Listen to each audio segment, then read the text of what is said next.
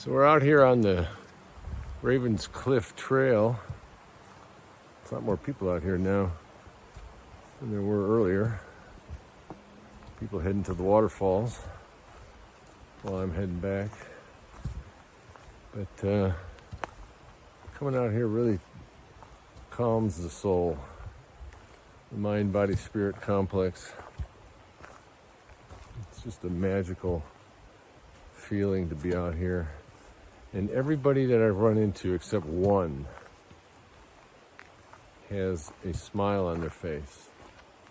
And the one guy who didn't had headphones on and he was listening to something. So he was oblivious. He wasn't, all of his senses weren't being used out here in nature, as he had something going in his ears, which then occupies his mind, and he was not totally in this moment, in this place. And he's the only one who didn't smile.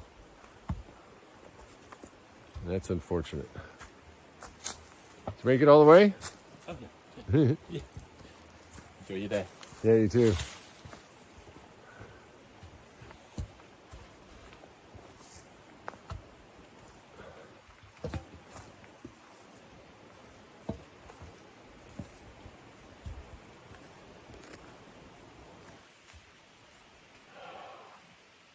Just soak up that sun.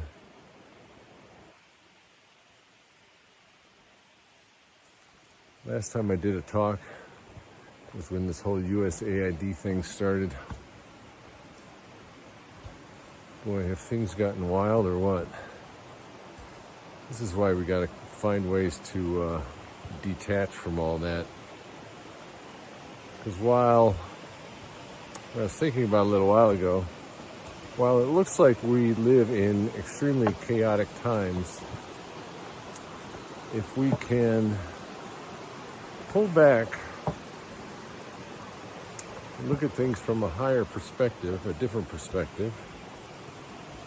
Alberto Villaldo talks about looking at things from jaguar. First it's serpent, which are ground level. Then there's jaguar, hummingbird, and eagle. So if we look at things from the eagle perspective, so to speak, we realize that the universe is always in balance. Always. So therefore, what we perceive down here at serpent level, what we perceive as chaos, is actually at a higher level order. Because there is no randomness in this universe. Everything is in order. We just cannot perceive that order with our very limited five senses. And even sometimes with our sixth sense, depending on how honed a sixth sense we have. And it just takes practice. But everything is in order. And if we can stop to realize that, then we can use that idea to calm ourselves.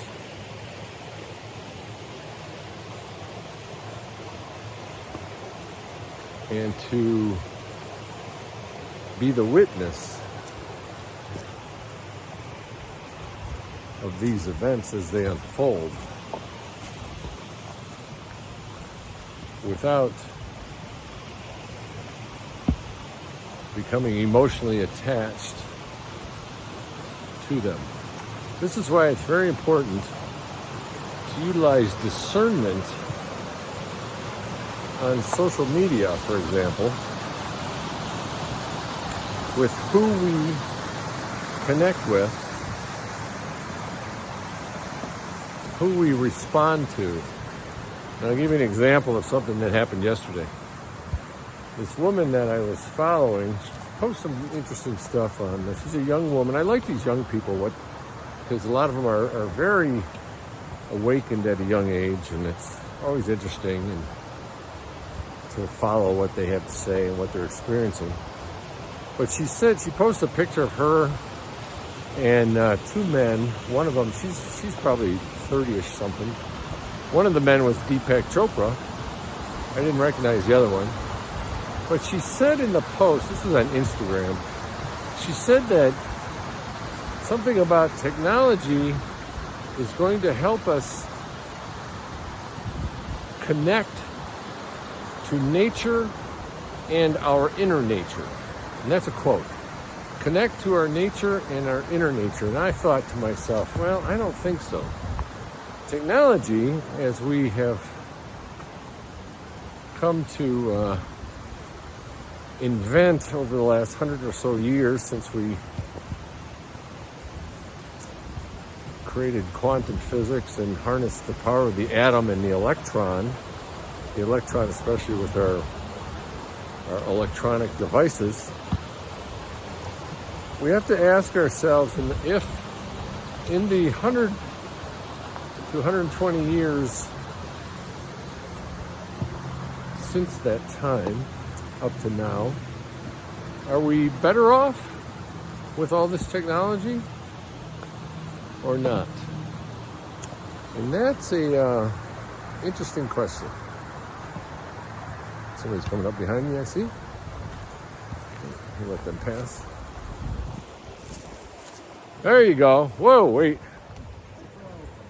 So I just had to talk to these two couples with their two dogs, and the two guys had gone up that cliff face to find the top of that waterfall, and I just wanted to talk to them around it. Maybe there is a trail up there. You can come up the other side. So I have to go look at a map. But anyways, when I was talking about this conversation with this woman and how consciousness or how technology can be used to connect to nature and our inner nature. And I did respond to that saying, well, you know, technology is, as we know it, electron-based technology is just trying to mimic what the human form can already do.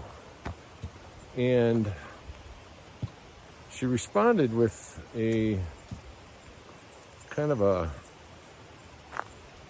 flip-flop response. Yes, I agree with you, but...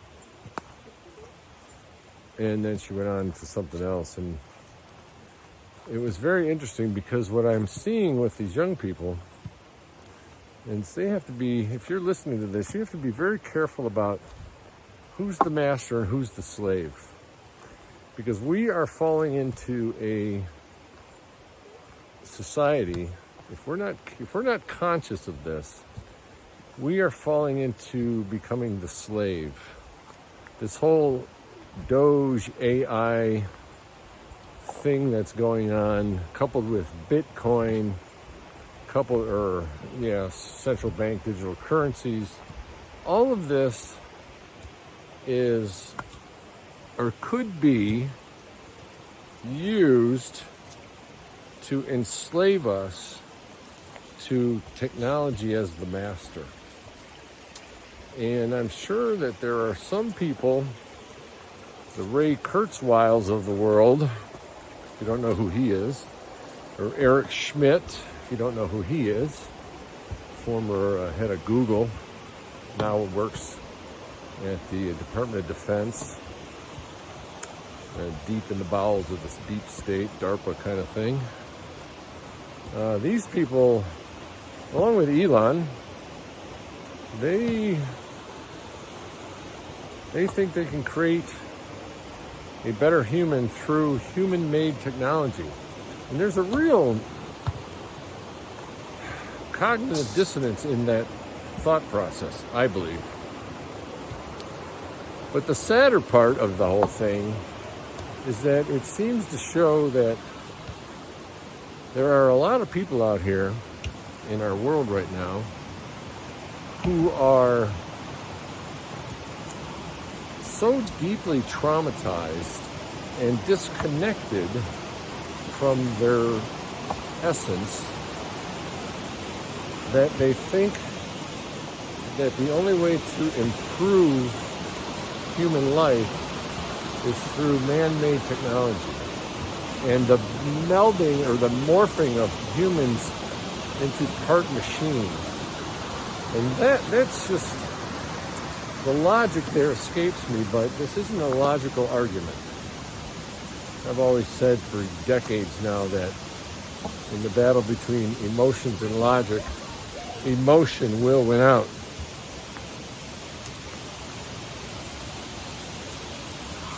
And whatever emotion is driving these people,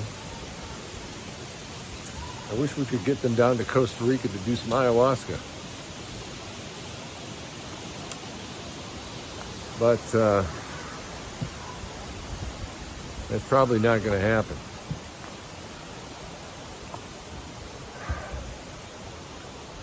So while we have a runaway somewhere, something, some government agency or some deep state agency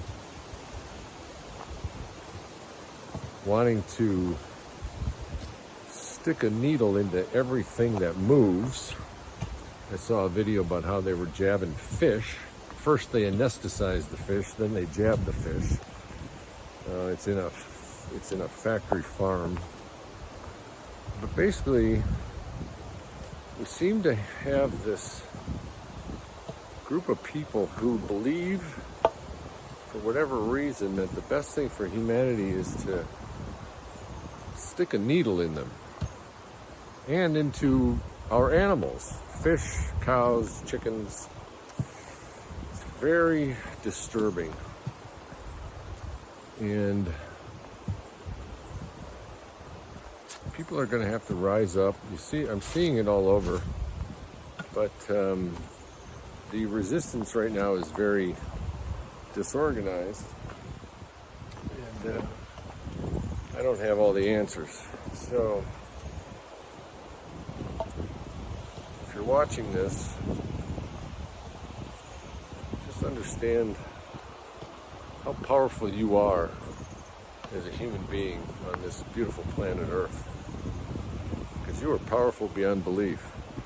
And all you got to do is understand one simple fact, and that is the idea of the placebo effect.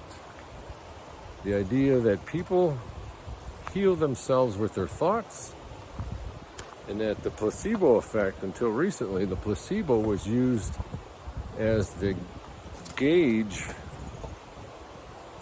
against which all pharmaceuticals were tested. And the placebo was always the winner.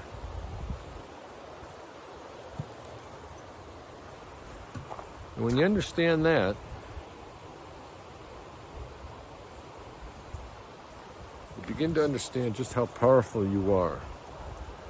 I'm going to keep repeating that. You are powerful beyond belief. You are a divine entity, as I climb over this tree trunk here. You are divine and you are eternal. Don't ever forget that. Until next time, have a wonderful week.